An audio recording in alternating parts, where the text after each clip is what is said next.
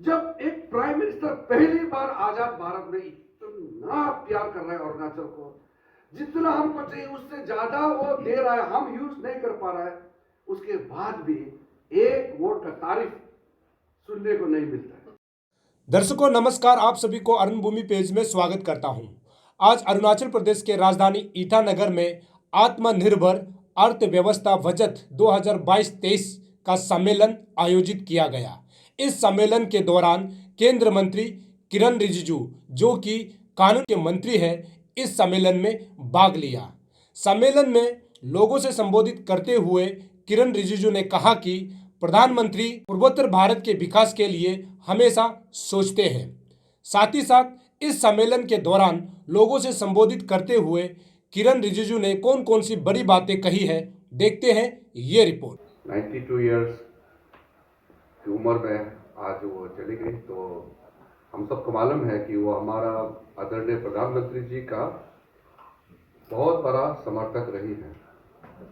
लता जी कहती थी कि नरेंद्र भाई जो है सच्चा देश का सपूत है और भारत का भविष्य मोदी जी के हाथ में सुरक्षित है। ज्यादा डिस्कशन जो है बोन कॉल करना, एक जाति दूसरा जाति को गाली करना, एक धर्म दूसरा धर्म को गाली करना, एक आदमी दूसरा आदमी का, एक डिस्ट्रिक्ट दूसरा डिस्ट्रिक्ट के बारे में, जिससे कोई फायदा नहीं है, जिससे समाज के लिए, देश के लिए, प्रदेश के लिए, हमारे भविष्य के लिए कोई मतलब नहीं है, उल्टा नुकसान पहुंचेगा, वो चीज को इतना चर्चा करता है, सारा समय उसमें बर्बाद हो जाता है। जिस चीज पे डिबेट डिस्कशन होना चाहिए, हमारी इकोनॉमी कैसे बढ़ना चाहिए, एजुकेशन पॉलिसी कैसे होना चाहिए, हमारा एंटरप्रेन्योरशिप डेवलपमेंट कैसे होना चाहिए, स्किलिंग का प्रोसेस कैसे है, हम लोग का युवा कैसे देश का जो आत्मनिर्भर भारत क्रिएशन में क्या योगदान हो सकता है, वो चीज को चर्चा करने के बजाय दूसरे चीज पे जो कोई मतलब का नहीं है उस पे चर्चा ज्यादा करके टाइम वेस्ट हो रहा है। बजट जैसा है, बहुत इंपॉर्टेंट डॉक्यूमेंट है, तो उसका अच्छा चीज जनता के लिए इसमें लाभदायक चीज क्या क्या है उसको समझना और लोगों को बताना यह अत्यंत आवश्यकता है। तो इस बार का बजट में लास्ट ईयर के मुकाबले लास्ट ईयर जो जनरल ग्रांट है, जो बजट जनरल बजट प्रोविजन है, वो थे नॉर्थ ईस्ट का 68,020 करोड़, और इस बार उसको एनहांस करके टोटल नॉर्थ ईस्ट के लिए एनहांस हुआ है 76,020 करोड़। एक स्पेशल प्रोविजन रखा है, उसको गैप फंडिंग का हिसाब से 1500 करोड़ इनिशियल दिया है, जरूरत पड़ेगा तो और मिलेगा, और उसका इंप्लीमेंटिंग एजेंसी है north eastern council. North east council का चेयरमैन होता है होम मिनिस्टर। मैं जब किसी गांव में जाता हूं, सबसे पहले गांव वाला बोलता है कि हमारे गांव में कुछ नहीं होने से भी बस रास्ता दे दो। मैं एक हमारा जो सोच को बता रहा हूं, रास्ता चाहिए, बस रास्ता दे दो और कुछ नहीं चाहिए, रास्ता दे दो। लेकिन जैसे आप रास्ता देगा, असली प्रॉब्लम तो उसके बाद होता है।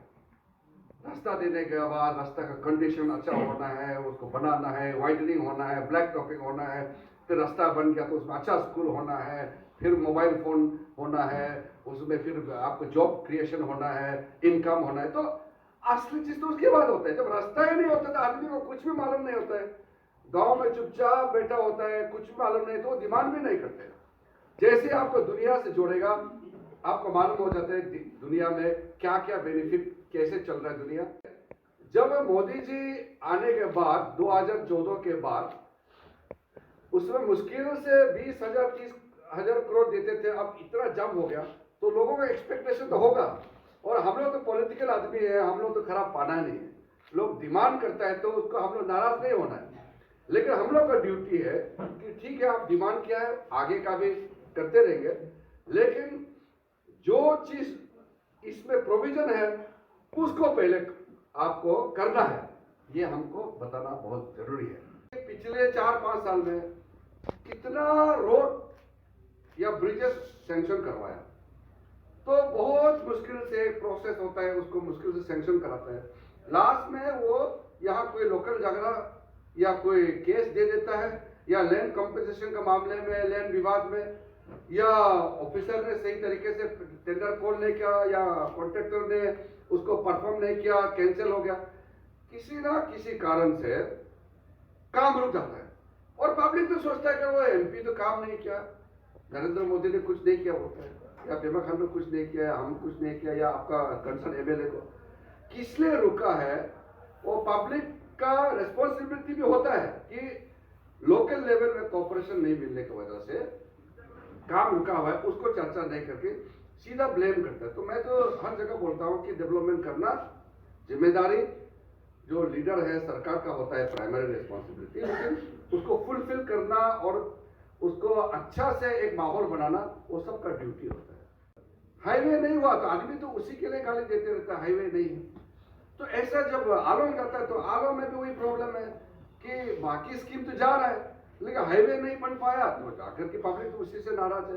तो ऐसे जो मेजर बॉटलनेक्स है उसको पूरा करने के लिए कोई पैसा का कमी नहीं होगा, क्योंकि जो बजटरी एलोकेशन इस बार दिया है इंफ्रास्ट्रक्चर के लिए, कोई पेमेंट का कहीं कोई इशू होगा ही नहीं, बस काम करना है और पैसा ड्रॉ करना है।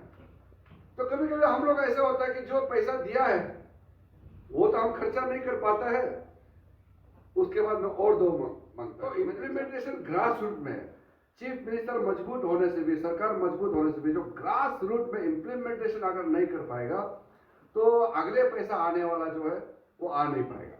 इसी प्रकार से बॉर्डर एरिया के लिए भी इस बार नया प्रोविजन रखा गया है। तो हर दृष्टि से मुझे लगता है कि ये 2022-23 का जो बजट पेश हुआ है हम लोगों के लिए बहुत लाभदायक है, खास करके अरुणाचल प्रदेश के लिए इंफ्रास्ट्रक्चर की दृष्टि से हम लोगों को बहुत इसका फायदा मिलने वाला है। 14 फाइनेंस कमीशन ने जब एक अलग से फॉर्मूला तय हुआ तो प्राइम मिनिस्टर साहब ने ये कहा है कि अरुणाचल तो सबसे लकी है, अरुणाचल को जो जंप हुआ टोटल फंडिंग वो तो आप कल्पना भी नहीं कर सकते हैं। इसलिए आज भारत में per capita allocation of the budget, per capita spending Arunachal highest है। त्रिपुरा 36 लाख पॉपुलेशन है, अरुणाचल 14 लाख है, लेकिन त्रिपुरा से 3 गुना ज्यादा हम लोग को इसका टैक्स होता है, क्योंकि हमारा ये जो कैलकुलेशन जो करता है फॉरेस्ट का, लैंड का, जैसे कैलकुलेशन किया वो अरुणाचल को इतना ज्यादा फंडिंग होता है। इसलिए 2014 से पहले जो भी चीफ मिनिस्टर था वो थोड़ा एक अनलकी भी बोलना पड़ेगा। 2014 मतलब ये 14 फाइनेंस कमीशन आते आते 2015 हो गए थे। तो 2015 से पहले जो भी सरकार चलाया और चीफ मिनिस्टर थे अरुणाचल में, उसके पास उसका किटी में है, उसका झोली में है उतना पैसा नहीं था जितना वो खर्चा करना चाह रहा है। इसलिए लोन लेता था, जहां तहां से हम लोग एडवांस में लेते थे, वो बाद में 12,000 करोड़ पार हो गए थे। आप लोग को मालूम होगा उस समय काफी ये पॉलिटिकल इश्यू भी हुआ था कि इतना 12,000 करोड़ से ज्यादा लोन हो गया, कहां से पेमेंट करेगा अरुणाचल, फ्यूचर कहां करेगा। जो एपेक्स बैंक डूब गया वो पैसा भी हाइड्रो पावर का जो अप फ्रंट मनी दिया था उस पैसा से एपेक्स बैंक को बीमा करवाया था, अपना पास तो पैसा था नहीं। लेकिन 2014-15 के बाद ये डेवोल्यूशन जो इतना बड़ा है पैसा, उससे अरुणाचल प्रदेश का जो बकाया है, जो हम लोग ने लोन लिया है, वो भी तैरते गया। आज अरुणाचल एक कंफर्टेबल पोजीशन में बैठा है। 1700 करोड़ का आसपास हर महीना जब आता है तो हमारे मुख्यमंत्री के पास, अरुणाचल स्टेट गवर्नमेंट के पास एक फ्रीडम मिलता है कि किस पैसा को कहां डालना है। तो पुराना पेंडिंग बिल भी पेमेंट हो जाएगा और जो लोन लिया है वो भी पेमेंट हो रहा है और नया स्कीम भी डाल रहा है। ये तो पेंडेमिक 2 साल ने बर्बाद कर दिया बोलकर कि थोड़ा सा ज्यादा तकलीफ है। अदरवाइज ये 2 साल कोविड-19 पेंडेमिक नहीं होता तो अरुणाचल तो आज कम से कम 10% और आगे स्केल में जाना था। जब एक प्राइम मिनिस्टर पहली बार आजाद भारत में इतना प्यार कर रहा है अरुणाचल को, जितना हमको चाहिए उससे ज्यादा वो दे रहा है, हम यूज नहीं कर पा रहा है, उसके बाद भी एक वोट का तारीफ सुनने को नहीं मिलता है।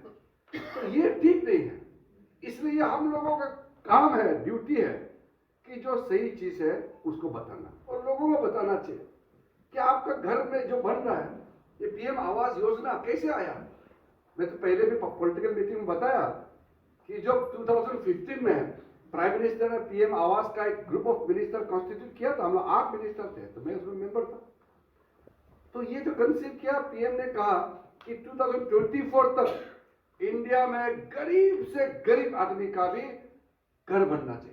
जल शक्ति मंत्रालय के माध्यम से हर घर नल और नल से जल, यानी कि हर घर तक पानी का टैप पहुंचेगा, उस टैप से पानी भी आना चाहिए, पोर्टेबल वाटर, तो पीने का पानी। उसी प्रकार से हर घर में बिजली पहुंचना चाहिए, और जहां बिजली ट्रांसमिशन नहीं हो पा रहा है उसके लिए भी सोलर पैनल से लेकर के जो संभावित जो उसका कदम है वो भी उठाया जाएगा। ऐसे कदम उठा रहे हैं। उसके अलावा गैस कनेक्शन 2024 तक हर एक आदमी तक पहुंचाने के लिए किया, वो भी पेंडेमिक ने स्लो डाउन कर दिया 2 साल। तो इस तरीके से यूनिवर्सल सैचुरेशन पॉइंट तक आना चाहिए, यानी कि हर स्कीम सब तक पहुंचने का वो नौबत एक सैचुरेशन पॉइंट तक आने के लिए इतना पुश दे रहे हैं।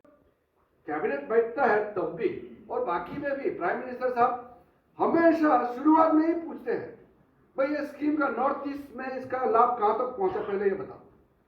और जब रिव्यू मीटिंग लेता है तब भी प्राइम मिनिस्टर कहता है कि नॉर्थ ईस्ट में पहला ये स्कीम को हर जगह पहुंचाना चाहिए, तभी मैं मानूंगा कि स्कीम सक्सेसफुल हुआ है।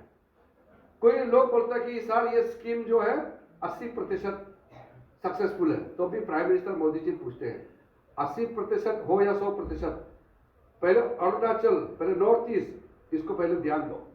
तो इतना वो दिल से प्यार करते हैं और इतना लोगों के सामने में वो शेयर करते हैं कि नॉर्थ ईस्ट को आगे ले जाना है। जो प्राइम मिनिस्टर के माध्यम से जो भी स्कीम हमारे लिए आए हैं वो लोगों को तो क्यों नहीं पहुंच पा रहे हैं। तो ये एक ब्रिज का काम हम लोग को करना होगा। आप सबको बहुत बहुत धन्यवाद। जय हिंद।